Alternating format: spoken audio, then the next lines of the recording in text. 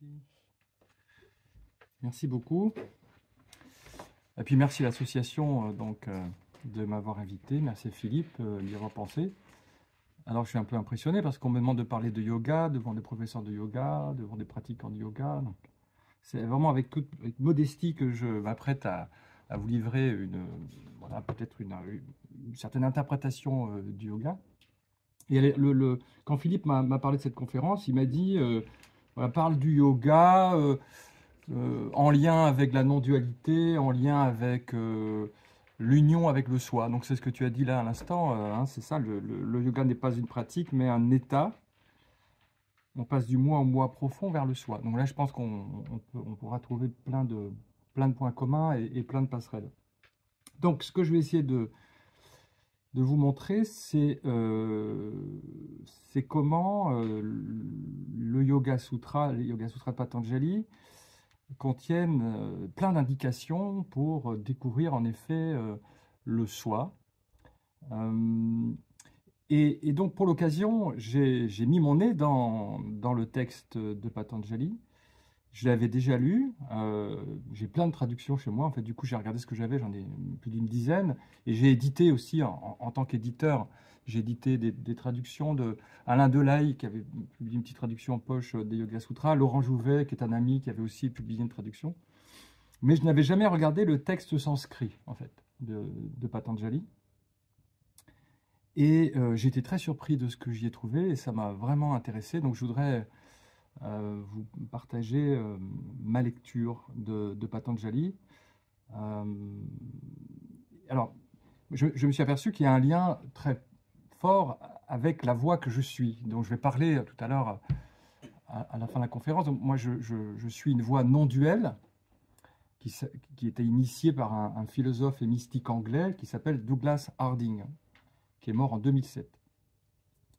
Et cette voie non duelle a pour but de nous éveiller au soi, comme tu l'as dit tout à l'heure.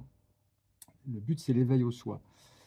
Et en lisant les Yoga Sutras, il est clair que le texte vise aussi une expérience d'éveil, qu'il appelle samadhi dans le texte, ou kaivalyam. Kaivalyam, c'est-à-dire, c'est difficile à traduire parce que ça veut dire état d'essolement, en fait. Mais disons, samadhi, c'est un état, vous savez, c'est une racine c'est un mot qui vient d'une racine da, qui veut dire placer, poser, et devant vous avez a qui signifie une intensité, et sam qui signifie comme le sum en grec, ou le con en latin, par exemple compassion, passion avec. Donc le sam de samadhi, ça signifie finalement rassemblement intense en soi-même, unification. Unification, c'est comme ça qu'on peut le traduire. Donc c'est une expérience, en effet, un état, une expérience intérieure. Et donc, ça m'a vraiment passionné. Je vais essayer de vous montrer le lien qu'il y a entre l'éveil et les Yoga Sutras, en tout cas, comment on peut le lire comme ça. Alors, je ne suis pas un pratiquant du yoga, je le dis tout de suite. Quoique, en même temps, j'ai beaucoup pratiqué la méditation zen pendant des années. Et dans la méditation zen, on se met en posture du lotus, en fait, hein, Padmasana, ou en demi-lotus. Je crois que j'ai jamais réussi à me mettre en lotus. Je ne sais pas si vous y arrivez, mais en tout cas en demi-lotus. Voilà. Donc oui, la méditation zen, voilà, c'est une posture. Par contre, dans le zen, on prend moins de précautions que tu as dit. On entre vraiment dans la posture forcée. Hein. C'est une posture assez rigide, un peu difficile à tenir. Bon. Donc je ne suis pas au sens propre pratiquant de yoga, mais voilà, ce que j'ai lu m'a passionné. Alors il existe beaucoup de traductions de Yoga Sutra de Patanjali, je ne sais pas lesquelles sont vos références. Alors moi j'ai bien aimé celle-ci, de Pierre-Jean Laurent, puisque vous avez le texte sanskrit, mot à mot, donc on peut vraiment revenir à la racine de ce texte. Et aussi il y a une traduction qui est sortie il y a quelques années de Michel Angot, grosse traduction avec le commentaire de Yoga Sutra. Il y a tout le texte sanskrit et il y a le commentaire très savant de Michel Angot, donc ça c'est vraiment une source aussi. Alors le mot yoga, vous le savez, c'est un mot très compliqué. Ça vient d'une racine yuj en sanskrit, hein, qui est indo-européenne, donc vous avez l'équivalent en français, par exemple le joug, hein, le joug est la pièce de bœuf, dans la pièce de bois, pas de bœuf, la pièce de bois qui unit deux bœufs, quand on charruait auparavant. Donc il y a cette idée d'union dans le mot joug. J'ai édité un livre que peut-être vous avez lu de Singleton qui s'appelle Les racines du yoga. Je ne sais pas si vous l'avez vu passer ce livre, mais Singleton, qui est un anglais, je crois, anglais, américain, anglais, a rassemblé tous les textes où le mot yoga apparaissait. En sanskrit, en bengali, vraiment tous les textes. Donc c'est vraiment impressionnant. Et il fait remarquer donc, dans le livre qu'effectivement le sens le plus répandu dans les textes spirituels, c'est l'idée d'union et de conjonction. Voilà. Mais ce n'est pas forcément clair de savoir avec quoi il faut s'unir. Voilà, il y a des nuances. Par exemple, dans les textes tantriques et non duels, on s'unit plutôt avec le soi, ou sa propre nature, ou la puissance de Shiva. Mais parfois, c'est avec un élément, tattva. Mais bizarrement, dans les Yoga Sutras, ce qui est mis en avant, c'est pas tellement l'union, si vous avez remarqué, c'est plutôt, d'une certaine façon, une forme de séparation, puisqu'il s'agit de séparer, de distinguer le Purusha, c'est-à-dire la conscience, du monde visible, de la nature. Donc c'est plutôt Viyoga, hein, qui est plutôt mis en avant dans les Yoga Sutras. Même si ce Viyoga, donc Vi ça veut dire séparer, même si cette séparation, en fait, c'est quand même, au bout du compte, une union, parce qu'il s'agit de réaliser qu'on est un avec le Purusha, qu'on est un avec le soi, en fait. Donc c'est une séparation provisoire pour s'unir avec le soi. Alors, le mot yoga, donc il est très très compliqué. En sanskrit, il veut dire plein de choses. Union, oui, mais pas toujours. Tu parlais d'état tout à l'heure, le yoga comme état. C'est vrai, dans un texte très célèbre de l'Inde, la Bhagavad Gita, texte qui date à peu près entre moins 200 et plus 200, où le mot yoga apparaît très souvent. Le yoga n'est pas du tout en lien avec les postures. Il est en lien avec un état intérieur. Un état intérieur qui est décrit comme étant l'équanimité. Le texte dit « Samatvam yoga yuchyate », c'est-à-dire le yoga est dit « samatvam ». Sama, hein, c'est comme en anglais « same », ça veut dire le même. Hein, donc le yoga est dit un état d'équanimité, un état d'équanimité intérieure. Donc ça renvoie effectivement à ça, hein, une disposition intérieure. Et même, il est décrit que celui qui est en état de yoga, comme tu l'as dit, dans le texte, un peu plus loin, il dit « Celui qui est en état de yoga voit tout d'un même œil, l'or, la terre et la pierre. » Donc, effectivement, il y a bien cet état intérieur à découvrir.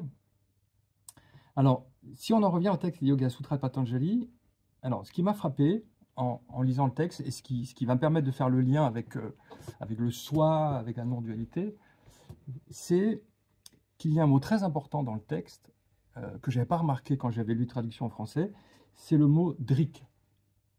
Le mot drik, donc c'est un mot sanskrit, ça veut dire l'observateur, ou le voyant. Alors, on ne peut pas dire le voyeur, parce que ce serait évidemment... c'est un autre sens, mais le mot drik est très très présent, et plein de mots en lien avec la vision. Vous avez drishi, la vision, drishimatra, qui n'est que vision, drishya, visible, darshana, vision, drishta, qui est vu, drishya, le visible.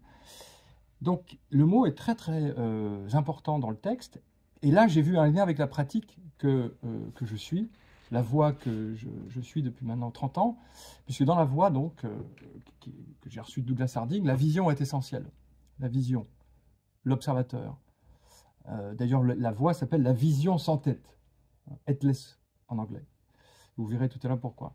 Donc là, j'ai vu, enfin voilà, ça m'a intéressé parce que j'ai vu qu'il y avait un pont possible entre l'importance de la vision dans le texte et cette pratique qui est la mienne et dont je vais vous parler tout à l'heure. Et alors, le voyant, drik, apparaît dans le texte, mais quand on lit les traductions, c'est pas forcément évident parce que il est souvent traduit par principe de conscience. Il y a le mot drik en sanskrit, et vous avez principe de conscience. Aucun rapport, je vous le dis tout de suite, entre principe de conscience et drik, je veux dire au niveau du sanskrit. Rien à voir, hein. Conscience, ça se dit dans le texte Chitti. Donc il y a Drie qui mettent principe de conscience. Hein. Enfin, c'est peut-être un problème quand même, je trouve. Et par Bernard Bouanchot, traduit par principe de conscience. Jean Bouchard d'Orval, que j'ai le plaisir d'éditer aussi, lui traduit par la conscience. Donc si on a le texte français, on ne voit pas le mot Drie passer en fait. On ne voit pas le mot observateur passer. On voit juste conscience, principe de conscience, etc. Il y a quand même des traducteurs qui sont plus fidèles au texte. Alors Marc Balanfa, je ne sais pas si vous connaissez Marc Balanfa, qui est c'est un sanskritiste, professeur de philosophie. Il vient de sortir une traduction la semaine dernière des Yoga Sutras, chez Abbé Michel, qui est très bien, parce qu'il y a le texte sanskrit, il y a sa traduction, il y a aussi quelquefois le commentaire de Vyasa. Et lui, il traduit Drik par celui qui voit. Donc je dis bravo. Et Michel Angot traduit par le voyant. Donc ils ont tout à fait raison, parce que Drik, ça vient d'une racine drish, qui veut dire voir. Mais voir comme là, vous me voyez. Vraiment voir. Donc je veux dire, si le mot Drik apparaît, il y a une raison. Vraiment une raison. C'est très important de rester sur cette racine. Et le mot Drik apparaît dès... voilà, le troisième, exactement. 1-3. Alors, le texte dit... Tadadrashtu svarupe avastanam, c'est-à-dire alors le voyant est établi dans sa propre forme. Donc, premier vers, premier shloka, on vous dit maintenant on va vous donner l'enseignement du yoga. Deuxième vers, bon, le yoga c'est la cessation des activités du mental ou des fluctuations du mental. Et alors, résultat, le voyant est établi dans sa vraie nature. Donc vous avez tout le yoga dans ces trois shlokas. 1, 2, 3. Et vous voyez que c'est quand même très important. Le voyant est établi dans sa vraie nature. Drashtu, là, c'est le génitif. Parce que Drashtri, ça donne Drashtu. Donc, c'est quand même... Ça m'a frappé. Je n'avais pas remarqué.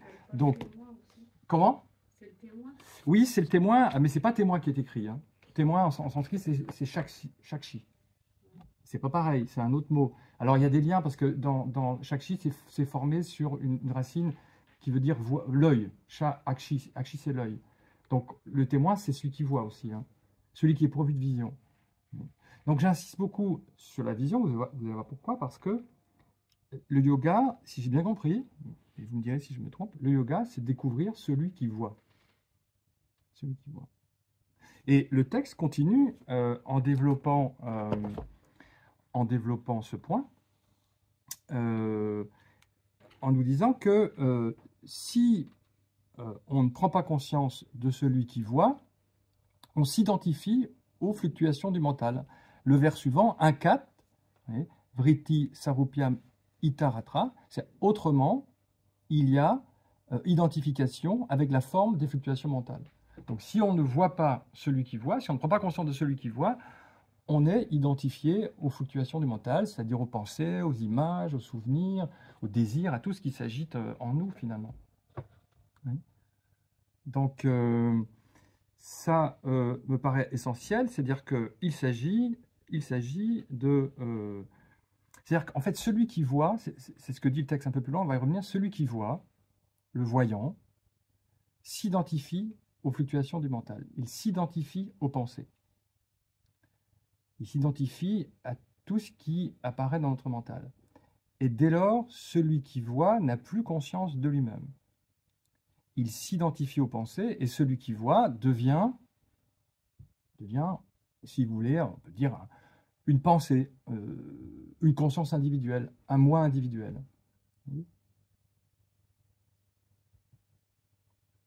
Ça va pour l'instant?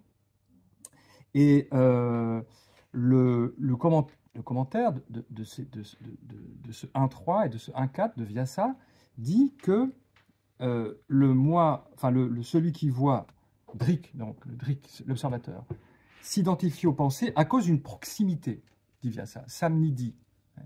Il y a une proximité entre celui qui voit et les pensées, et du coup cette proximité fait qu'on ne voit plus celui qui voit. On n'en a plus conscience. Et donc, qui est celui qui voit? Moi, l'individu. Moi, José, par exemple. J'ai l'impression que c'est moi, José, qui voit. Moi, José, alors que c'est pas forcément très clair, d'ailleurs, parce qu'on n'y a pas vraiment réfléchi, mais on s'identifie à quelqu'un. Qu'est-ce qui me regarde en ce moment? On peut avoir l'impression que c'est moi, individu. Or, l'individu, ça n'est pas celui qui voit.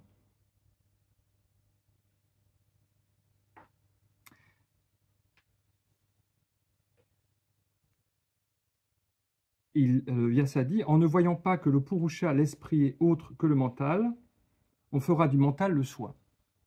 En ne voyant pas que celui qui voit est différent du mental, on fait du soi le mental. C'est-à-dire que le soi devient le mental. Ça, c'est quelque chose d'essentiel et de très précieux. C'est pourquoi ce texte est si important. Parce que ce n'est pas du tout évident de distinguer celui qui voit, disons, oui, celui qui voit, la conscience, celui qui voit, et les pensées. Parce qu'on confond les deux. Et cette information-là, à savoir que celui qui voit n'est pas les pensées, c'est peut-être, enfin, c'est une information capitale. Alors moi, je suis philosophe, je suis prof de philo, et dans toutes mes études de philosophie, jamais on ne m'a indiqué cette différence. Quand j'en parle à mes collègues de philo, par exemple, non, cette distinction n'est pas claire du tout. Distinguer la conscience, celui qui voit, des pensées. On confond les deux, en fait. Ou si vous voulez, on limite, on ramène celui qui voit au moi. Et donc, vous voyez, dès le début, là, le yoga, c'est ça.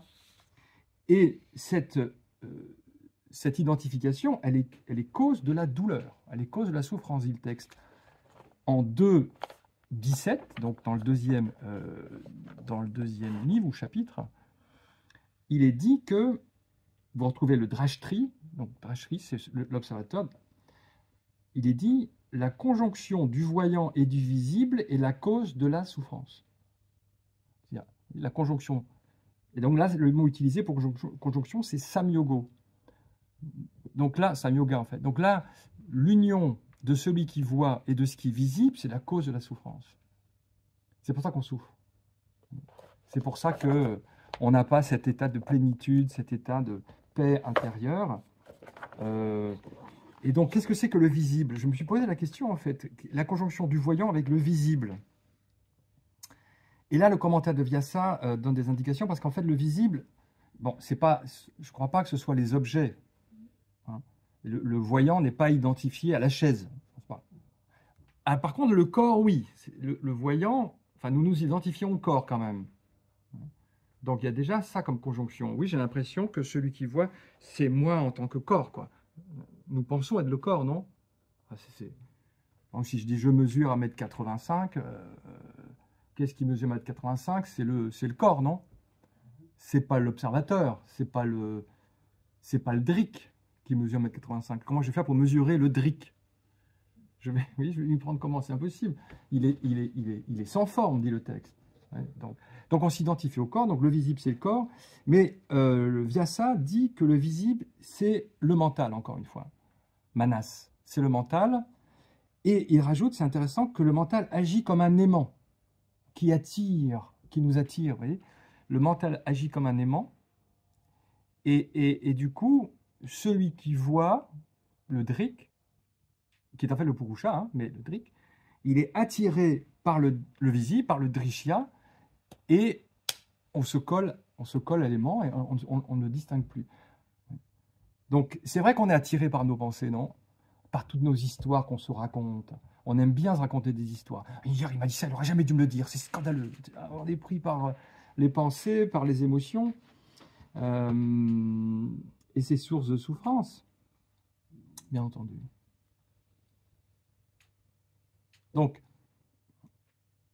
le mental agit comme un aimant, le visible mental agit comme un aimant, on est collé à lui et on souffre. Et un peu plus loin, en 2.20, encore le drik, encore le drashtri, c'est le même mot, enfin, ça veut dire la même chose, drish ou drashti, c'est la même racine. Il est dit, donc je vous donne ma traduction, le voyant est seulement vision,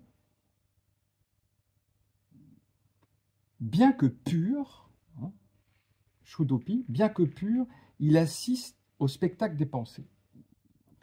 L'idée, c'est que, oui, en effet, alors là, on retrouve le témoin, donc celui qui voit, il assiste au spectacle des pensées, donc il y a des pensées qui arrivent, les pensées apparaissent, disparaissent, apparaissent, disparaissent, mais on est attiré par elles et on ne distingue plus le spectacle du spectateur.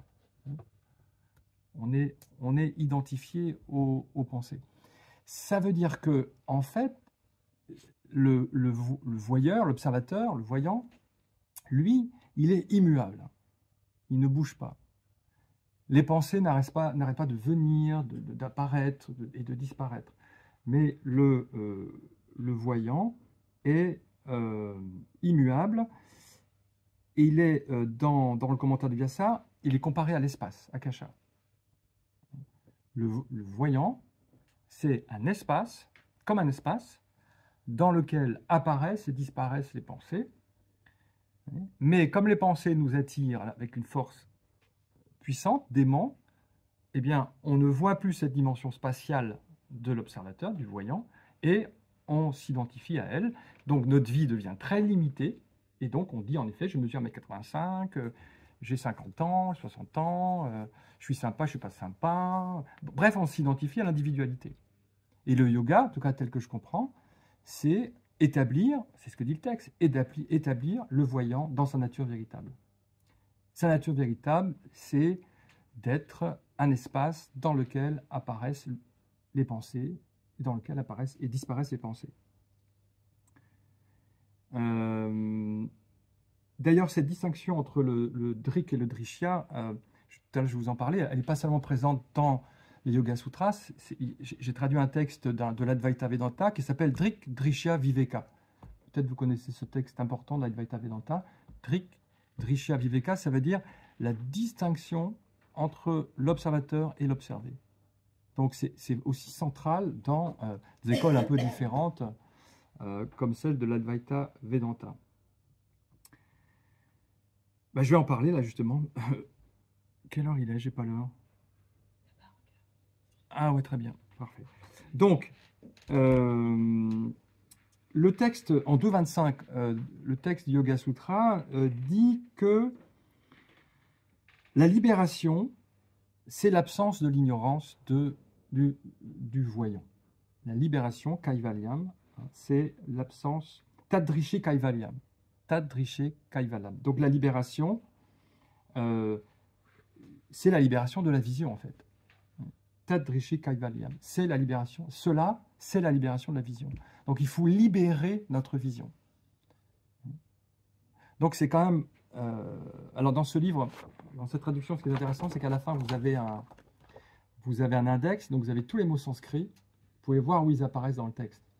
Donc c'était simple pour moi de voir où apparaissaient tous les mots en lien avec la racine voir, observer.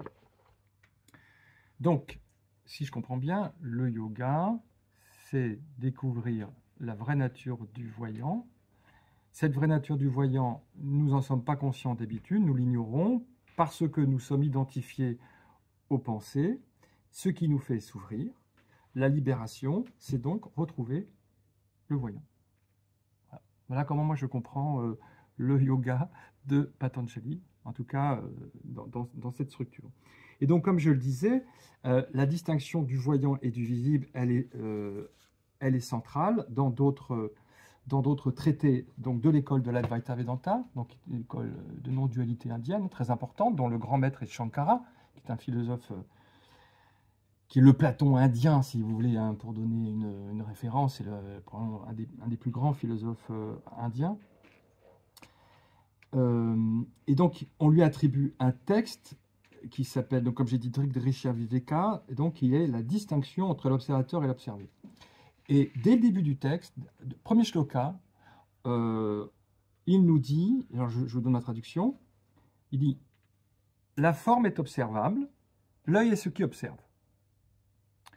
Celui-ci est observé, la pensée est l'observatrice.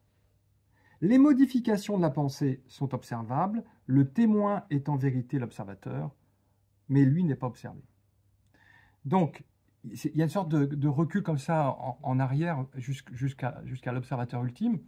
Bon, je vois la table, a priori c'est l'œil qui voit la table, mais qu'est-ce qui voit l'œil? Ce n'est pas l'œil qui voit l'œil. Qu'est-ce qui permet de prendre conscience de l'œil? C'est la pensée. La pensée, l'observatrice.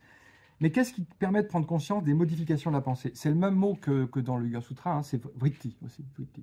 D'ailleurs, le texte de Shankara suit en grande partie avec les mots de Yoga Sutra.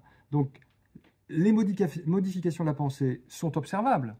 Hein, par exemple, je sais pas, je pense à ceci, je pense à cela. Hein, bon, je vois mes pensées.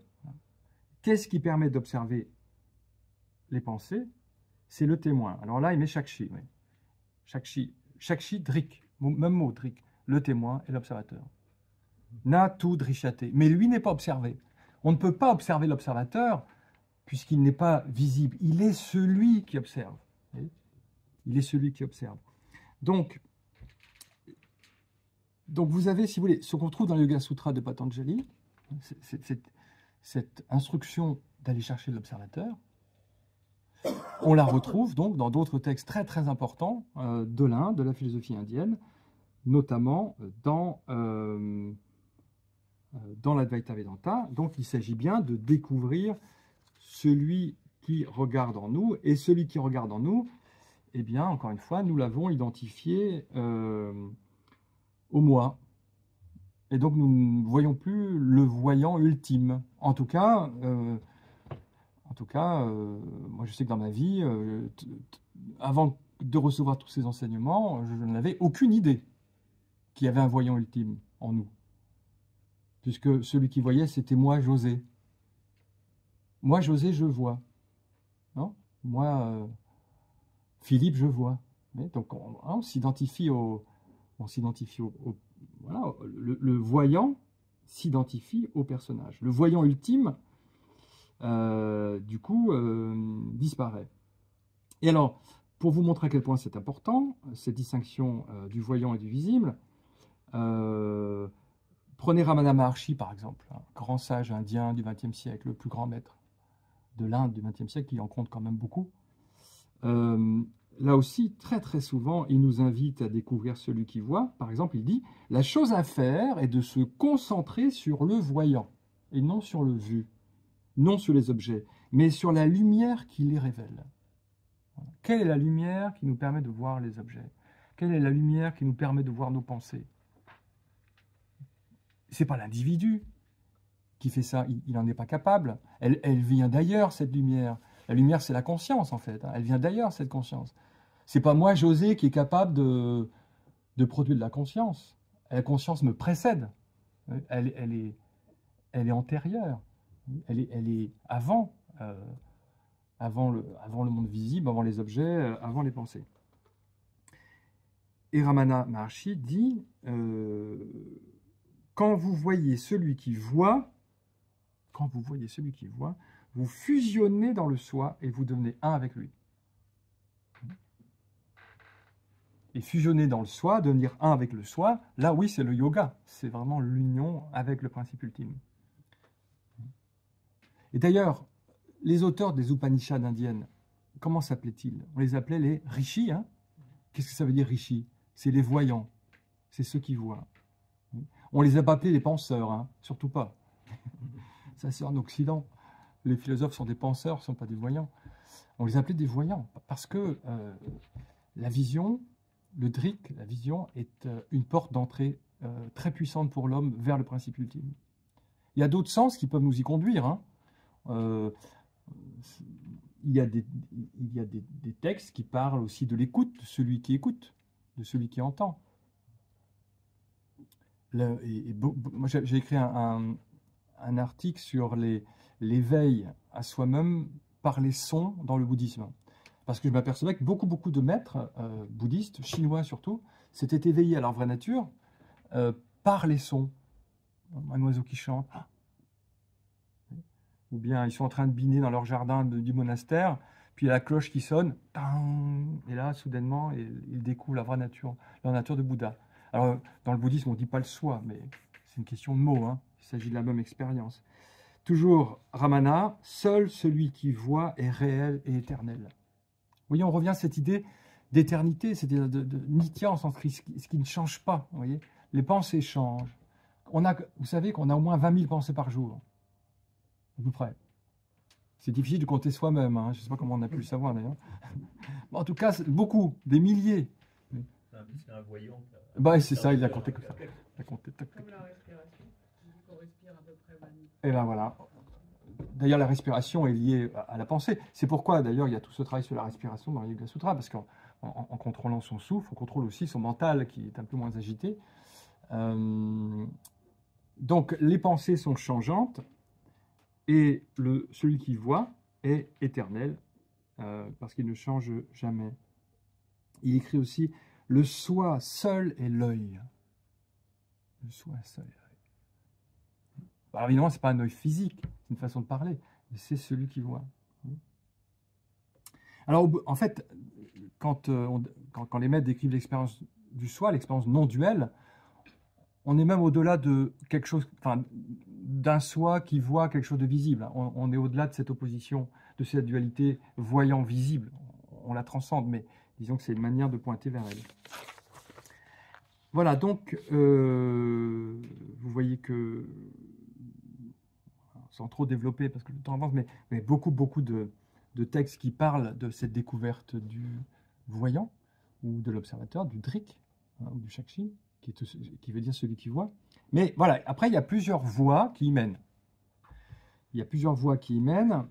Il y a des voies directes et des voies plus graduelles. Et il me semble que le travail sur le corps qu'on peut faire dans le Hatha Yoga est une progression, hein, c'est une voie plus progressive. Mais peut-être je me trompe, hein, peut-être la découverte du voyant peut venir instantanément. Bon. Alors que dans les voies directes, la découverte du voyant est immédiate. Elle est instantanée, en fait. Et même les textes de l'Advaita Vedanta disent que lorsqu'on entend cette information, tac, on peut s'éveiller sur l'instant. On peut sur l'instant découvrir le voyant. Alors, j'ai traduit un autre texte de Shankara, attribué à Shankara, qui s'appelle « L'expérience directe ».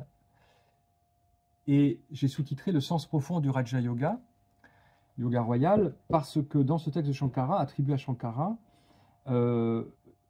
il parle aussi de yoga, mais il prend le mot yoga en parallèle du texte Yoga Sutra. Et pour lui, si vous voulez, le yoga royal, c'est aussi découvrir celui qui voit. Hein. Le mot drik ou drashti apparaît très souvent dans le texte. Et il est un peu critique envers le texte de Patanjali, ou en tout cas avec ce qu'il pense est le texte de Patanjali, puisque, en fait, par exemple, quand il parle de la posture, il dit la seule posture, vous savez, dans le texte de Patanjali, on parle peu des postures, en fait, hein, on parle de posture agréable, hein, Sukhamasana, mais et donc, Shankara dit la posture la plus agréable, c'est celle où on est établi dans le soi. Donc, la vraie posture, ce serait ça pour Shankara, oui, s'établir directement dans le soi. Mais il dit que, voilà, pour celui qui a des difficultés à découvrir le voyant immédiatement, le passage par le Hatha Yoga est nécessaire. Et après tout, enfin, moi, je regarde ma vie, j'ai passé beaucoup de temps à méditer, en fait. Et c'est souvent le cas, on a besoin souvent de passer par des étapes, disons, progressives, on essaie de comprendre, on essaie de se centrer, d'apaiser un peu son mental. Donc, pour moi, il n'y a pas opposition entre les voies graduelles et les voies directes, puisque avant d'arriver aux voies directes, il y a souvent un chemin graduel. Et à un moment donné, donc, la découverte du voyant se fait. Et pour Ramana Maharshi, par exemple, dont je parlais tout à l'heure, il y a à peu près la même chose aussi. Bon, pour celui qui a le mental un peu agité, c'est peut-être intéressant de pratiquer du Hatha Yoga, mais il rajoute, mais n'importe quel asana peut être le Sukha Asana. Hein. De toute façon, cela n'a pas d'importance pour le Jnana Yoga, la voie de la connaissance. En réalité, la posture signifie prendre une assise ferme dans le soi. Elle est intérieure. Et donc, il y a cette idée que, enfin, dans ces voies directes, on va en quelque sorte intérioriser les postures. Mais c'est un peu ce que tu disais aussi quand tu parlais de trouver cet état, quoi, de prendre conscience de cet état.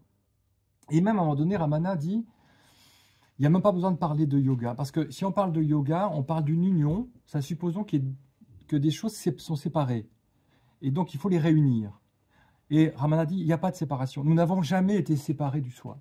Nous sommes le soi. Donc, il n'y a même pas besoin de parler d'union avec le voyant. voilà, il dit, le yoga implique qu'il y a eu d'abord séparation, puis plus tard union, mais qui doit être uni et avec qui? Vous êtes le chercheur, vous cherchez l'union avec quelque chose. Si vous allez dans ce sens, alors ce quelque chose doit être séparé de vous, mais votre soi est intime avec vous, et vous êtes toujours conscient de lui. Cherchez-le et soyez-le. Alors il ne sera plus question de yoga. Pour qui est la séparation? Donc, c'est vrai qu'ultimement, nous ne sommes pas séparés du soi, nous sommes le soi. Nous sommes ce voyant ultime. Je veux dire, vous êtes conscient là. Vous n'avez pas besoin de vous unir à la conscience, vous êtes conscient. Donc, voilà, peut-être plus qu'une union, c'est peut-être prendre conscience du voyant. Alors, prendre conscience du voyant, dans la voie de Ramana, c'est extrêmement simple. C'est ça qui est frappant. Il n'y a rien de plus simple. Il dit notamment qu'il est plus simple de voir, je cite souvent cette phrase parce qu'elle est assez choquante, il est plus simple de voir le soi, donc de voir le voyant ultime, de prendre conscience du voyant ultime, il est plus simple de voir le soi que de voir une prune dans la paume de sa main. C'est dingue, non? Parce que voir une prune dans la paume de sa main, bon, c'est comme une prune, ça. Hein, donc là, oui, c'est simple de voir ce bouchon-là dans la paume de la main, c'est comme une prune. C'est simple, aucune difficulté. Et c'est encore plus simple de voir le soi. Et Ramana explique que parce que pour voir une prune, il faut qu'il y ait de la lumière, sinon on ne voit rien. Il faut que je ne sois pas myope, sinon je vois rien non plus. Ouais, donc il y a quelques conditions qui sont nécessaires. Mais voir le soi ne demande aucune condition, puisque c'est ce que nous sommes. Et donc découvrir le voyant ultime est plus simple que de voir une prune dans la paume de sa main. Et ce n'est pas seulement quelque chose qu'on trouve chez Ramana, j'ai trouvé cette image dans plein de textes sanscrits de l'Advaita Vedanta, et donc certains remontent à l'époque de Shankara. Donc c'est quelque chose pour eux d'essentiel, c'est-à-dire que c'est simple de voir le soi, c'est simple de découvrir le voyant ultime. C'est un peu choquant d'entendre ça parce que on peut avoir l'impression que c'est difficile, mais c'est peut-être qu'on est juste un peu inattentif. Et peut-être s'agit-il d'être attentif au voyant ultime. En fait, c'est ça, c'est une question d'inattention, de distraction. Nous sommes distraits, donc nous ne voyons plus le soi ultime, nous ne voyons plus le voyant ultime. Donc, parce qu'on ne cherche pas au bon endroit. On ne cherche pas au bon endroit, exactement ça. C'est comme vous connaissez cette histoire, on voit un ivrogne la nuit qui cherche ses clés. Donc il fait nuit et il y a un lampadaire, il cherche les clés autour du lampadaire. Il dit, qu'est-ce que tu cherches? Cherche mes clés. Où tu les as perdues? Je ne sais pas, pourquoi tu les cherches là? C'est le seul endroit éclairé. Donc effectivement, il y a peu de chance de les trouver. On cherche au mauvais endroit. Et donc en fait, les enseignements doivent être capables de nous dire où chercher. C'est ça, où chercher. Où chercher, comment voir le voyant ultime. Ça va pour l'instant? Donc qui chercher? Quoi chercher? Quoi chercher, ouais. Quoi chercher et où chercher. Ouais. Quoi chercher et où chercher.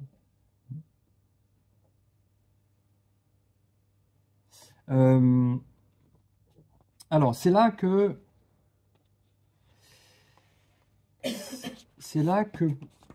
dans la vie, j'ai eu beaucoup de chance. J'ai eu énormément de chance. J'ai rencontré un homme, un enseignant, qui m'a montré où regarder et comment regarder. Donc cet homme, j'en ai parlé tout à l'heure, c'est Douglas Harding. Donc Douglas Harding, alors il parlait pas beaucoup des Yoga Sutras, il parlait beaucoup de l'Advaita Vedanta, il était très influencé par Ramana Maharshi, il allait souvent en Inde, à l'ashram de Ramana, il a écrit dans la revue de l'ashram qui s'appelle Mountain Pass. Et donc, Douglas Harding a tracé une voie pour découvrir ce voyant ultime, qui ne passe pas par le travail postural. Mais c'est pas grave, parce que de toute façon, il y a autant de chemins qu'il y a d'individus pour rentrer à la maison. Donc, et alors, juste 2 mots sur Douglas. J'ai 2 mots parce que comme il a vécu presque 100 ans, ce serait long à parler de lui, mais lui s'est éveillé à ce voyant ultime, il a découvert le voyant ultime quand il avait 33 ans, 33-34 ans. Il était en Inde à cette époque, pas du tout a priori pour rencontrer les maîtres, il était architecte et vous savez qu'à l'époque l'Inde était une colonie britannique, bon, donc le gouvernement l'avait envoyé là-bas comme architecte pour faire des maisons, il était doué pour ça. Et la guerre est arrivée, donc il est resté bloqué en Inde. Il a eu beaucoup de temps à ce moment-là. Et la question qui le taraudait, c'était qui suis-je? Qui suis-je? Qui suis-je? Donc, et un jour, il est tombé sur un dessin. Un dessin où il a découvert le voyant ultime. Alors, j'ai fait des photocopies de ce dessin. Mais on m'avait dit qu'il y avait 15 personnes, donc j'en ai fait 15, donc il n'y en aura pas assez. Est-ce que tu veux bien en distribuer un pour deux, alors?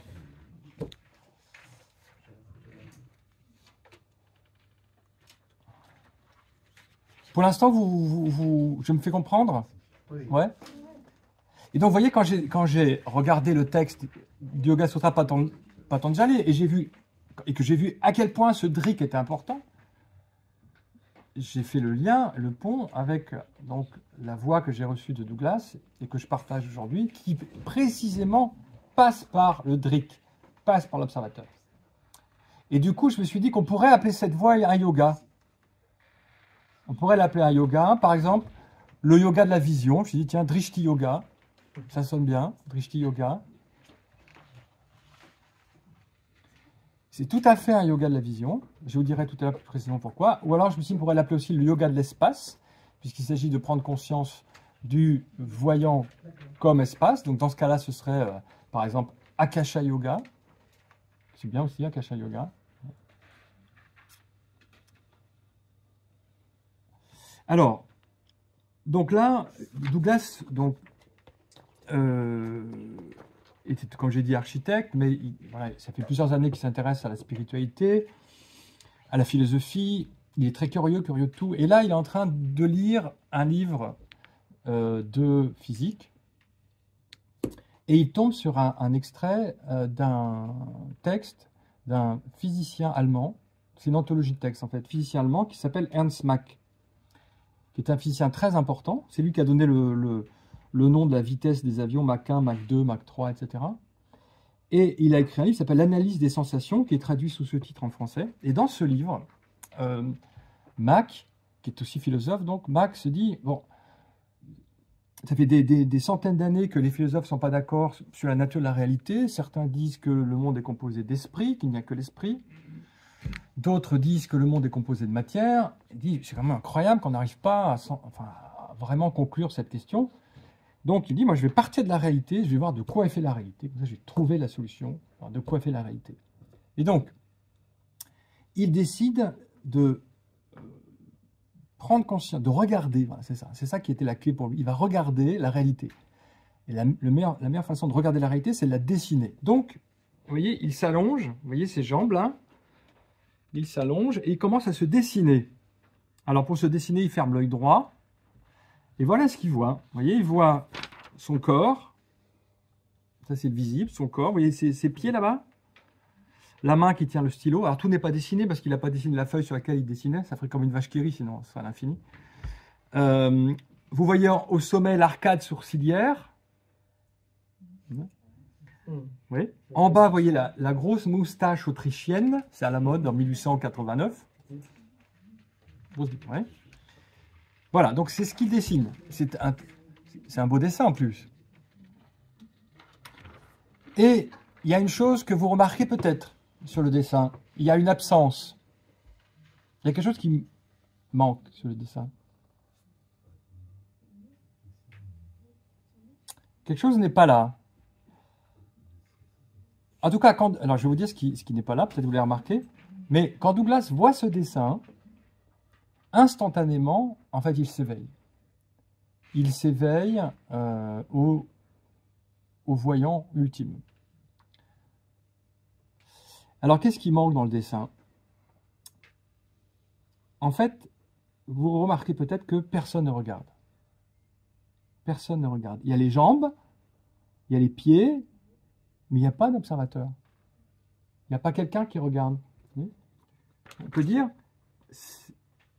le corps apparaît dans quelque chose de vide, en fait. Vide conscient, puisqu'il est en train de se dessiner. Il n'y a pas d'observateur. En fait, il n'y a pas d'observateur en tant qu'individu, mais il y a observation. Et Mach, quand il fait ce dessin, remarque tout à fait ça. Il dit, le moi a disparu. Le moi a disparu. Il dit en allemand, das Ich ist unrettbar.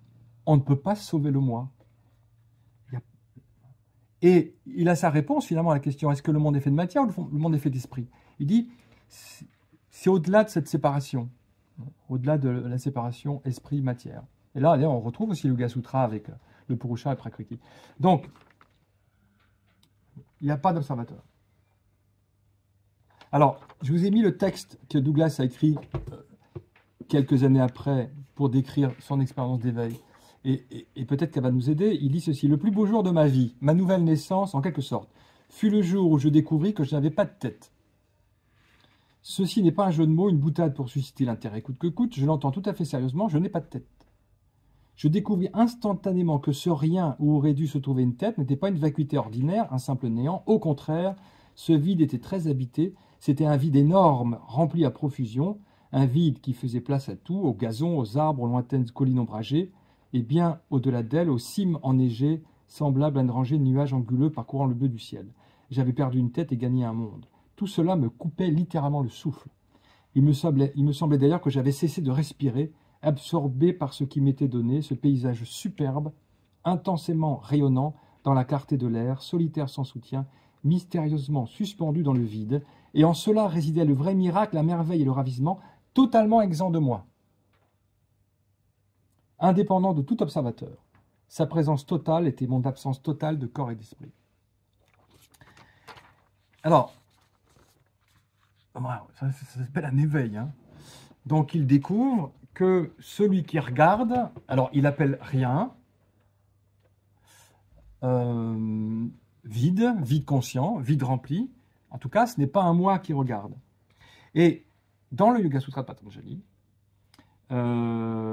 il est dit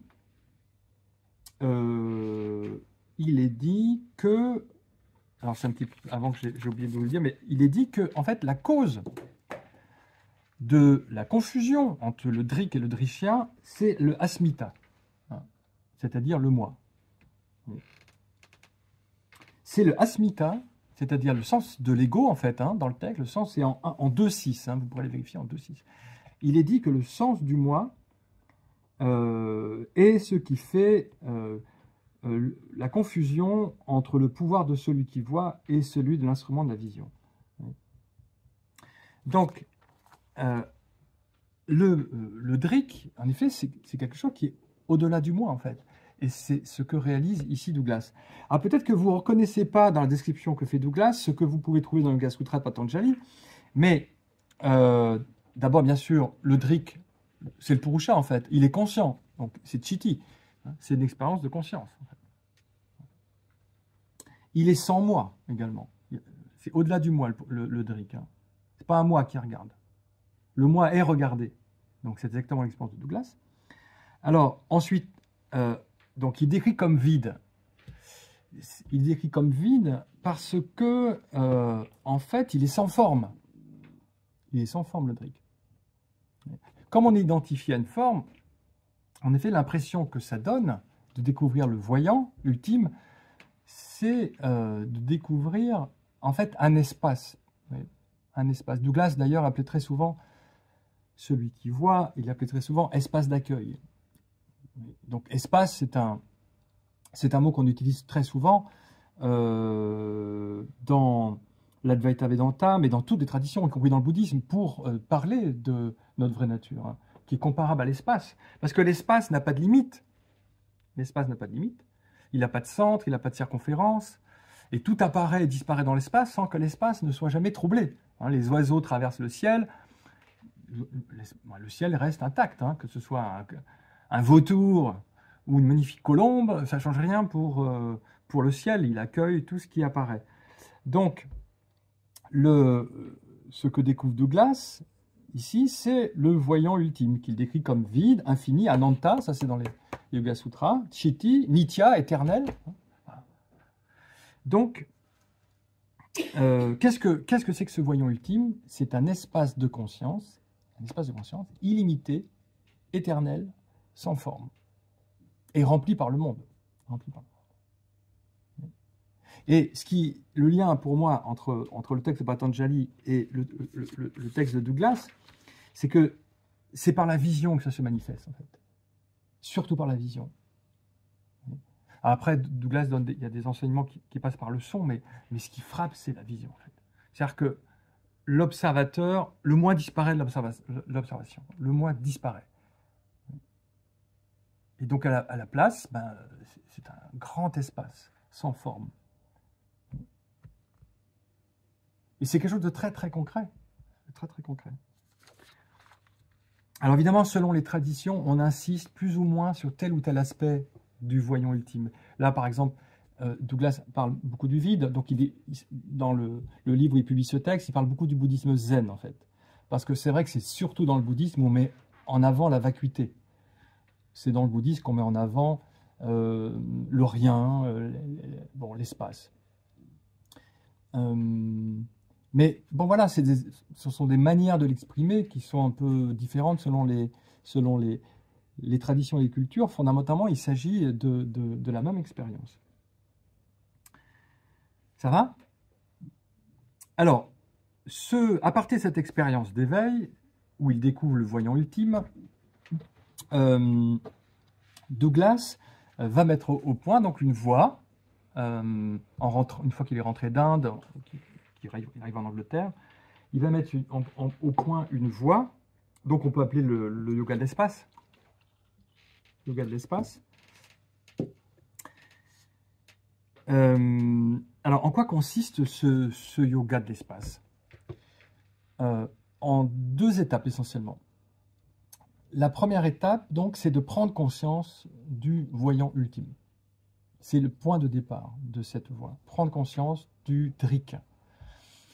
Et la prise de conscience de ce drik s'opère par un retournement de l'attention dans cette voie de Douglas Harding. Alors, le retournement de l'attention, je ne sais pas si on peut le trouver dans les Yoga Sutras, vous qui le connaissez mieux que moi. Le retournement de l'attention, c'est présent dans plein de traditions. J'ai écrit un livre là-dessus où j'ai donné une anthologie des textes qui parlent du retournement de l'attention. Il y en a plein, dans l'hindouisme, le bouddhisme, le christianisme, le soufisme, le taoïsme. Je me suis aperçu que c'était vraiment central dans les voies. Alors là, dans les Yoga Sutras, j'ai cherché dans l'index, je n'ai pas trouvé. En sanskrit, c'est Paravritti, quelque chose comme ça. C'est présent dans l'hindouisme, dans l'Advaita Vedanta, c'est présent dans le Shivaïsme du Cachemire, mais dans les Yoga Sutras, je ne sais pas. Je me tourne vers les spécialistes, je ne sais pas. Il faudra voir. Mais disons que dans beaucoup de voies, c'est en retournant son attention vers celui qui regarde qu'on peut en prendre conscience. Parce que notre attention est tournée vers l'extérieur, vers le visible. Finalement, en tout cas, même si c'est pas nommément, si le mot n'apparaît pas nommément dans le texte, il s'agit bien de ça quand même. C'est-à-dire que notre attention est tournée vers le visible qui agit comme un aimant, et il s'agit de prendre conscience du drik. Donc, il s'agit de retourner son attention vers l'observateur, finalement. Donc, ça, c'est la première étape, prendre conscience du voyant. En fait, même Douglas commençait par ça, directement. Donc, en ce sens, effectivement, que les voies directes sont un peu différentes des voies graduelles, parce que dans les voies directes, on ne va pas d'abord commencer par calmer le mental ou chercher à apaiser des émotions. On commence directement par la découverte du voyant ultime. Pour donner un exemple de l'importance du retournement dans l'hindouisme, j'ai pris juste un exemple dans une Upanishad indienne, donc la Katha Upanishad, une des plus célèbres, une des plus anciennes aussi, Et ancienne, c'est 500 ans avant Jésus-Christ. Donc les Upanishads sont les textes les plus philosophiques et mystiques de l'Inde. Et donc, dans le texte, on dit ceci: Dieu, né de lui-même, a percé les sens tournés vers l'extérieur. C'est pourquoi on voit l'extérieur et non le soi intérieur. Un certain sage a regardé vers l'intérieur, l'œil retourné, désirant l'immortalité. Amrita. Vous voyez donc, voilà, il se trouve que nos sens sont tournés vers l'extérieur, pas seulement la vision, mais nos 5 sens. Hein. On entend les bruits, on regarde les objets, etc. Et du coup, on ne voit plus le soi, on ne voit plus le voyant ultime. Il sort de notre attention. On voit le visible et pas celui qui regarde. On voit les objets et pas la lumière qui les éclaire. Vous voyez ? Or, un certain sage a retourné son attention vers l'intérieur et a donc découvert l'immortalité. Donc, c'est à cela que nous invite aussi cette voie directe, donc ce yoga de l'espace. Il s'agit de retourner son attention de 180 degrés, directement vers le voyant. Donc ça, c'est la première étape. Donc on prend conscience du voyant. À partir de là, donc on peut appeler ça un éveil, si vous voulez. On peut appeler ça un samadhi. À partir de là, ce qui va se passer, c'est que souvent, la découverte du voyant ultime est un aperçu qui va se refermer. En tout cas au début. C'est-à-dire on découvre le voyant ultime, et c'est un choc, et ça se referme. C'est-à-dire que, voilà, parce qu'il y a comme dit Patanjali, le mental agit comme un aimant, donc on va à nouveau, souvent c'est ce qui se passe, être identifié aux pensées, à nouveau être identifié aux personnages. Et donc il va falloir en quelque sorte à nouveau se libérer de la puissance de la pensée et revenir au voyant. Donc il y a une pratique comme ça, une pratique qui consiste à reprendre conscience du voyant dans la vie quotidienne. Jusqu'à ce que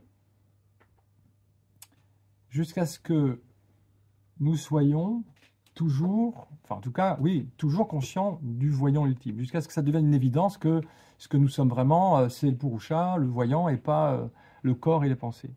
Donc c'est là qu'il y a une pratique. Vous voyez, c'est là qu'il y a une pratique. Alors c'est pas une pratique corporelle dans cette voie-là, mais c'est quand même une pratique d'attention. Prends conscience du voyant. Alors il s'arrête, peut-être qu'on va l'oublier, en général, oui. On en reprend conscience, et puis peu à peu, comme ceci, on l'oublie de moins en moins souvent, de moins en moins longtemps, et ça se stabilise. Ça se stabilise. Et Douglas, d'ailleurs, appelait cette voie, il appelait ça une méditation pour la place du marché. Pourquoi pour la place du marché? Parce que il s'agit d'être conscient du voyant, qu'il appelait lui aussi espace d'accueil, au marché. En fait, c'est-à-dire dans la vie quotidienne, tout le temps, au travail, en marchant dans la nature, en étant assis, en étant debout, quelle que soit la posture du corps, quelle que soit notre occupation, quelle que soit notre action, et de façon à ce que tout le quotidien soit intégré dans ce voyant ultime et que la lumière du voyant ultime illumine toute notre vie, en fait. Mais le premier pas, c'est la découverte du voyant ultime. La voie commence là, en fait. En tout cas, dans ces voies directes. La voie commence là. C'est comme si, finalement, dans ces voies directes, on commençait par la fin, finalement. C'est-à-dire que souvent, dans les voies, l'éveil ou l'illumination ou Kaivalya est souvent présenté comme à la fin du voyage. Voyez. Donc, on se prépare pour atteindre cet état. Alors là, il est au début. Et la pratique va consister à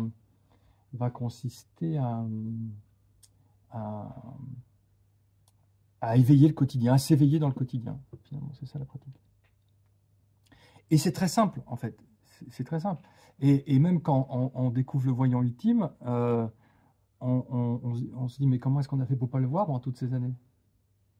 Parce qu'il est énorme. Vous voyez, il est sans limite. Donc ça veut dire grand sans limite quand même, vous voyez. Il n'a pas de forme. Il est éternel. Donc il est sans limite, pas de forme, éternel, conscient. Et pourtant, on ne le voit pas. Et quand on l'a vu, on se dit, mais il était là tout le temps. Comment ça se fait qu'on... Parce qu'on est vraiment très distrait. Et c'est vrai que la puissance de la pensée est énorme. On est... Je ne sais pas si... Parce que la question de l'ignorance, c'est une question problématique hein, dans toutes les traditions. Comment se fait-il qu'il y a eu ignorance? Donc chaque tradition essaye de donner une explication. Moi j'aime bien l'explication du shivaïsme du Cachemire, qui est un courant indien du Moyen-Âge aussi, un peu postérieur. Dans le shivaïsme du Cachemire, on dit que Shiva a un pouvoir merveilleux, c'est son plus merveilleux pouvoir. Il a le pouvoir de s'oublier. En fait. C'est incroyable que la conscience puisse s'oublier. Comment un soleil si brillant peut-il arriver à oublier qu'il est lumineux? Donc c'est le plus grand des pouvoirs. Donc, et en fait, Shiva s'oublie par jeu, de cette façon. Et en fait, il se prend pour un personnage. Vous voyez, il joue être un personnage et il oublie qu'il joue. Donc, finalement, l'ignorance, ouais, on est super content. Vous voyez, quand on était petit, on va jouer aux cow-boys aux Indiens. Bon, ben, ce serait comme si Shiva voulait jouer aux cow-boys aux Indiens, mais il se prend vraiment pour un cow-boy ou un Indien, quoi. Et il oublie qu'il est Shiva. Donc, j'aime bien cette manière de présenter l'ignorance. C'est pas dramatique, quoi. C'est un jeu, quoi. On a joué, c'était drôle de jouer. Bon, au bout d'un moment, c'est plus drôle du tout. Hein, le texte le dit, on finit par souffrir. Donc, c'est la souffrance qui nous a envie d'arrêter de jouer. Souvent, hein. C'était bien, mais là, ça suffit. Stop. On a envie de retrouver notre vraie nature de voyant. Voilà. Et est-ce que vous avez des questions avant que je propose un exercice? Alors demain, c'est une journée donc d'atelier qui va être consacrée à vous proposer des outils pour découvrir le voyant ultime. Et vous allez voir que c'est simple.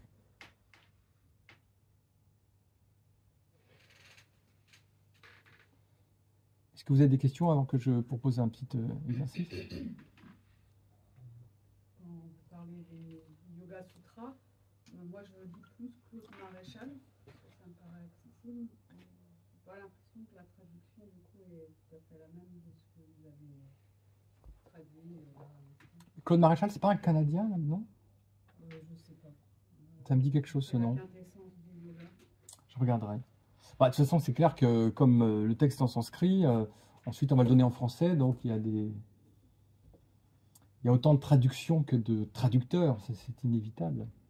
C'est intéressant de les comparer d'ailleurs. Bon, l'idéal c'est d'aller voir le texte sanskrit, mais sinon c'est intéressant de comparer différentes traductions. Mais là, vous voyez, c'est l'avantage de ce texte-là, c'est que vous avez le texte sanskrit, vous avez les cas aussi des mots sanscrits. Donc quelqu'un qui ne connaît pas le sanskrit il peut quand même s'en sortir. En tout cas, pour le DRIC, c'est sûr que c'est l'observateur. Hein. Sûr et certain. Aucun doute.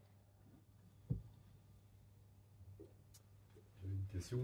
Tu parles de voyant souvent, mais j'ai l'impression qu'il n'y a qu'un seul mot. Il n'y a que le mot voyant pour dire le voyant pur. Et le voyant identifié, le voyant collé, identifié aux pensées, etc. Donc. C'est ça, c'est le problème. C'est que le mot... Parce que même si, quand on est identifié à la pensée, on continue de dire « je vois » en fait. Je vois. Et c'est le jeu qui voit, mais c'est toujours le même jeu qui voit. Mais là, c'est un jeu, la plupart du temps, qui est identifié aux pensées. C'est pareil pour la conscience. En fait, c'est la même conscience. Entre la conscience identifiée aux pensées et la conscience qu'on est vraiment, c'est la même. C'est pourquoi c'est au cœur de la conscience qu'on va trouver la conscience. C'est au cœur du jeu qu'on va trouver le jeu. Alors Douglas, il distinguait, dit parfois le petit jeu et le grand jeu, le moi et le soi. On peut comme ça ruser un peu. Quand je suis... Nisargadatta Maharaj, oui. Ouais. Oui, il parlait du je suis. Je suis. Quoi. Je suis, oui. C'est tout le temps de se répéter je suis. Voilà. Mais ça peut être ça peut nourrir l'ego aussi. Je suis. Ah bah oui, aussi, oui, bien sûr. Là, on parle d'un maître indien, un autre maître indien qui s'appelle Nisargadatta Maharaj, dont la pratique, alors lui aussi parle beaucoup du voyant en fait, mais la pratique pour lui consistait à plonger dans le je suis, donc dans notre sentiment d'être. Hein, et là, quand on commence à plonger dans le je suis, notre sentiment d'être, c'est un sentiment d'être individuel. Hein, moi, José, qui suis, quoi. C'est l'impression que j'ai. Mais si on plonge, dans ça, on fera l'exercice demain, en fait. On ira à la recherche du je suis demain.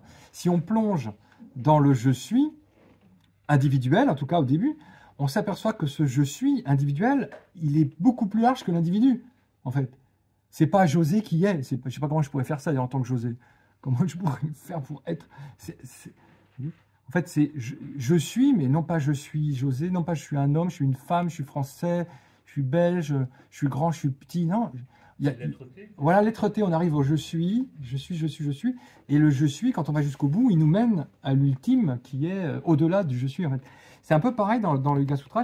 J'ai pas étudié vraiment de près la question encore, mais dans le livre, il parle beaucoup d'asmita. Donc, asmita, c'est je suis-té au sens sanskrit. Asmita, le fait d'être.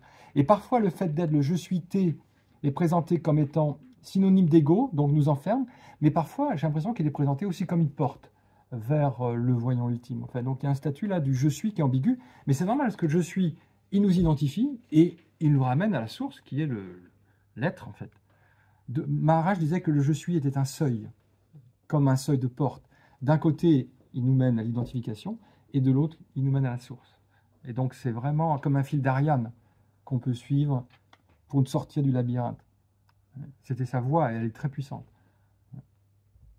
Et après? Ah oui, ça on pose souvent la question, et après?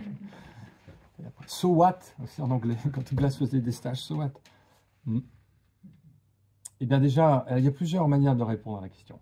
La première, c'est qu'on pourrait dire que ça change absolument tout, puisque ce qu'on va être n'est plus ce à quoi on s'identifiait. On s'est réveillé.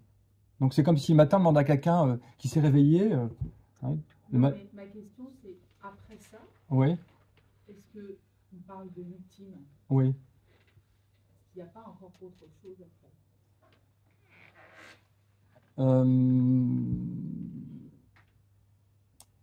En fait, cet ultime, c'est l'infini.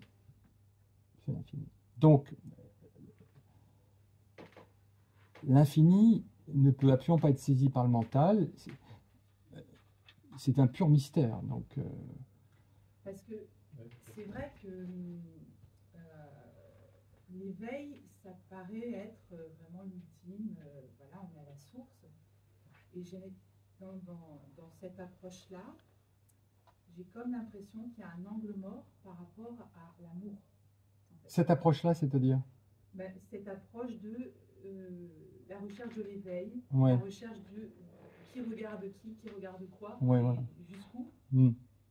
Et qu'à un moment donné, on tourne dans ça, et voilà, même si on touche ça, même si on passe par ça, est-ce qu'il n'y a pas un endroit pour moi où il y a comme un angle mort, où on pourrait, enfin, où l'amour, en fait, va nous amener dans quelque chose encore de plus puissant. C'est pour ça que je dis et après. Est-ce que le fait simplement, pas simplement, parce que c'est un passage magnifique de pouvoir regarder et être en conscience de qui regarde qui et qui regarde quoi. Enfin, voilà, c'est comme les poupées russes un peu. Hein, ouais, puis à un moment donné, ça s'arrête. À un moment donné, ça s'arrête. Ouais. Mais à ce moment-là, voilà, est-ce que... Après, j'ai vécu une expérience qui fait que, pour moi, c'était un amour tellement ultime que ça... J'ai pas touché ça dans les méditations ou les moments de qui suis-je. Je comprends. Et quand, voilà, donc c'est pour ça que j'ai dit et après. Est-ce que cette voix du cœur, dans tous ces textes, je l'entends pas énormément? Oui. Alors, en effet, il y a, vers le centre, il y a plusieurs voix. Alors là, la voix dont on parle, en tout cas, cette voix qu'on trouve dans l'Advaita Vedanta, c'est une voix, on peut dire, de la connaissance, qu'on va passer vraiment par la discrimination, un Drigrisha Viveka, on va chercher le voyant ultime. Bon. Il y a la voix du cœur aussi. La voix du cœur, on va essayer d'éprouver par l'amour cette union avec la totalité. Il y a d'autres voix, il y a la voix du corps, la voix de l'énergie. L'énergie, c'est vraiment un travail tout à fait... fort et puissant aussi vers le centre. Donc, effectivement, on commence par une voix, on la voix de la connaissance. Bon. Alors, où est l'amour là-dedans?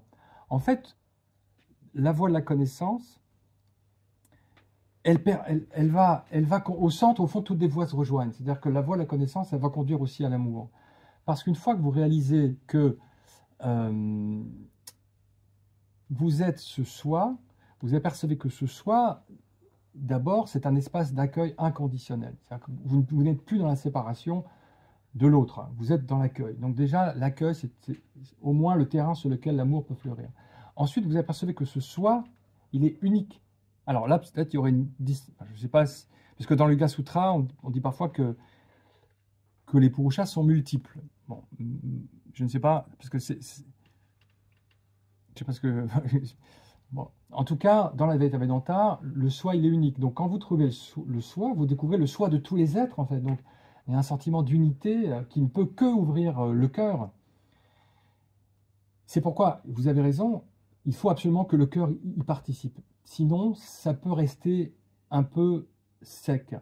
Voilà, la voie, elle est complète quand toutes les dimensions de l'être sont impliquées, et y compris le cœur.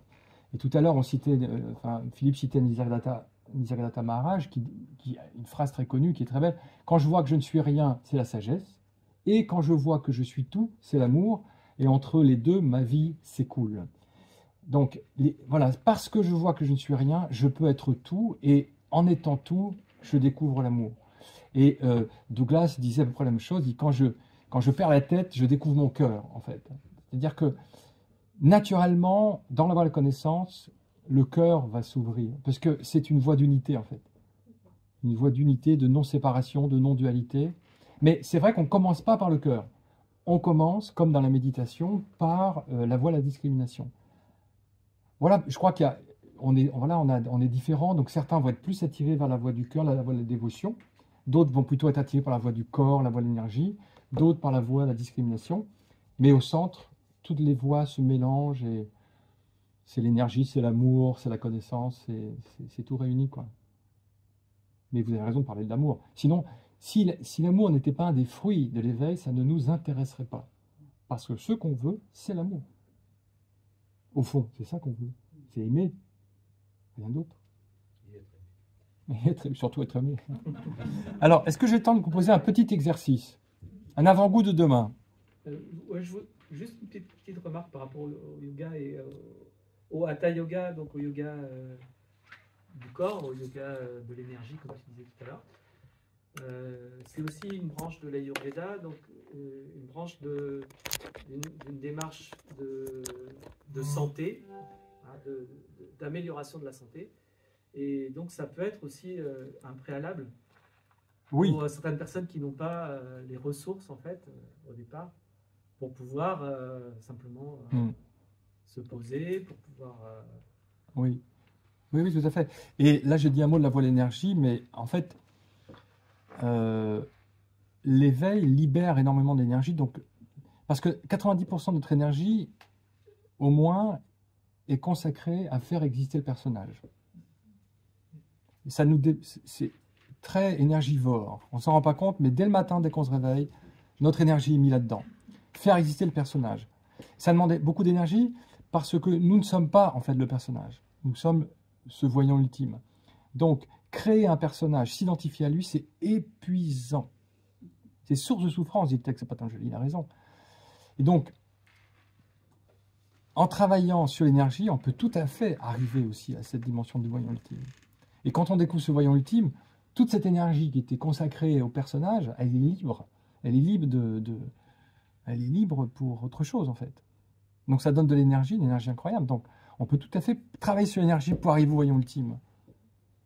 Après, il faut faire peut-être avec certaines précautions, parce que c'est une énergie très, très, très puissante.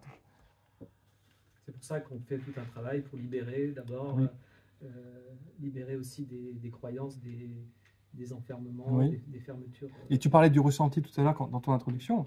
Simplement, ressentir le corps, ce que les gens ne font jamais, ressentir le corps, ça permet au corps de retrouver une transparence, une spaciosité, et donc de retrouver par le ressenti le voyant ultime. En fait, il y a vraiment plein de voies pour y accéder. Pour accéder à un endroit où on est déjà, en fait. C'est ça le paradoxe. Il s'agit de revenir à un endroit qu'on n'a jamais quitté. Alors, je vais vous présenter, je dis que c'était simple, hein, plus simple que de... Enfin, c'est Ramadan qui l'a dit, plus simple que de voir une prune dans la paume de sa main. Donc voilà le premier exercice que Douglas Harding a découvert. Pour moi, ça a été très puissant parce que c'est un exercice qui permet de pointer le voyant. Pointer directement le voyant ultime. Alors, on va utiliser le doigt. Hein. Donc, je vous demande vraiment de faire l'exercice avec moi et voilà, faites l'exercice en même temps que moi. Je vais pointer certains objets dans la pièce. Donc, je vous demande de les pointer aussi. Je vais vous poser des questions ou faire des suggestions. Hein, si je pose des questions, je vous demande d'y répondre en silence. Et si je fais des suggestions, je vous demande de vérifier si c'est vrai pour vous. Il faut vraiment mettre en doute ce que je raconte et vérifier par soi-même. Donc, on va commencer par pointer le plafond. Donc, on cherche le voyant ultime. Bon, là, le plafond, c'est pas un voyant ultime, c'est quelque chose qui est vu. Hein, c'est vu, là. Voilà. Et c'est vu, c'est matériel. Donc, concrètement, ça a une forme, ça a une couleur, c'est une limite. Hein, c'est pas illimité. Voilà. Couleur, forme, limite. Âge aussi, ouais, sans doute un âge. Voilà. Ouais, c'est un âge, c'est temporaire. Hein. Ça a apparu un jour, ça va disparaître un jour. Très bien. On continue de pointer un objet. Par exemple, pointer un objet sur le mur, ce que vous voulez. Tableau, tiens. Donc là encore, vous pointez un objet qui est vu. C'est le visible, c'est pas le voyant. C'est le visible. Donc, ça a une couleur, une forme, une taille, un âge aussi. Couleur, forme, taille, âge. Voilà. Une limite. On continue le voyage et on va pointer vers le sol. Vers le sol. Donc là encore, vous pointez vers quelque chose qui est vu.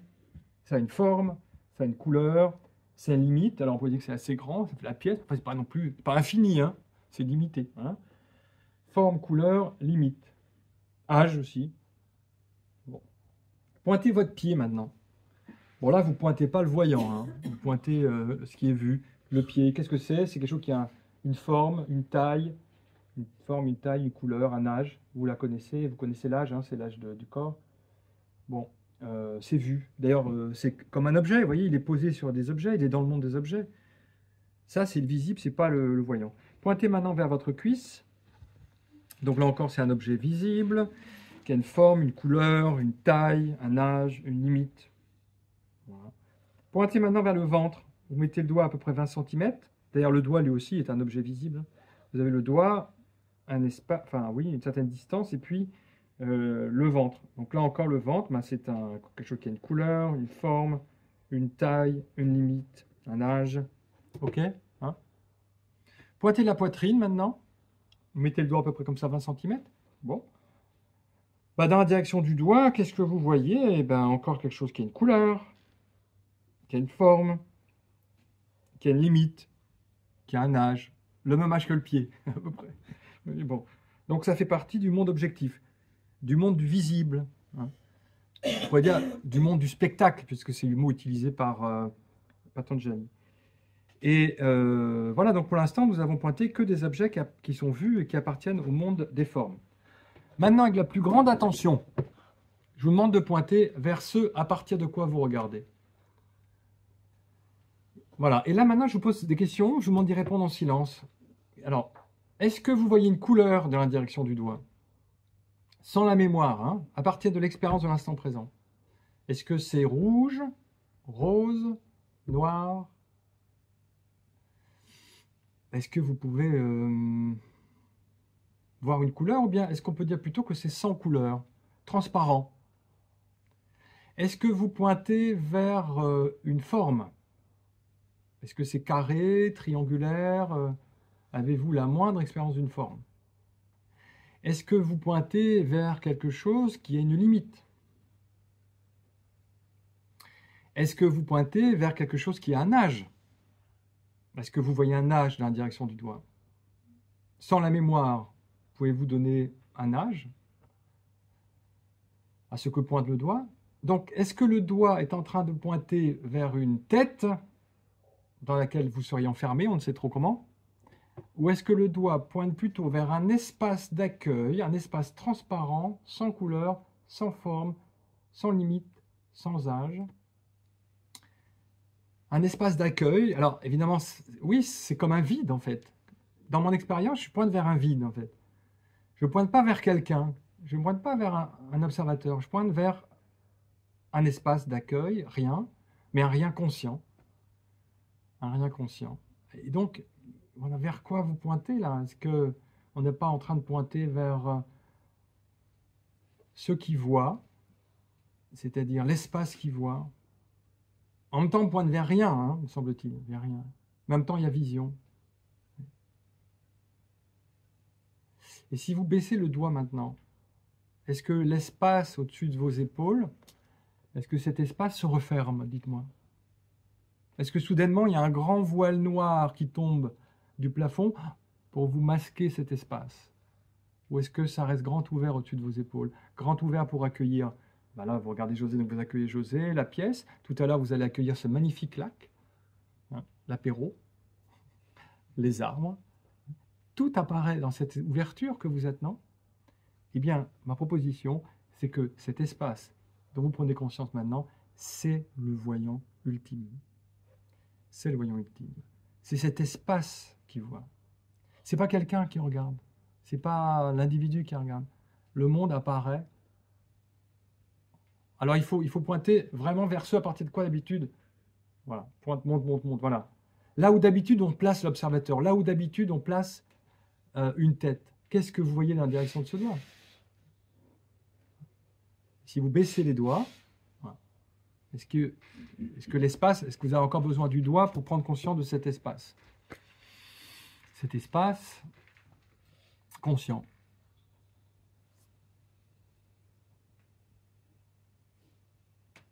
Voilà, je vous remercie. Et demain, on continuera avec d'autres outils, si vous êtes là demain. Merci beaucoup de votre attention. Merci.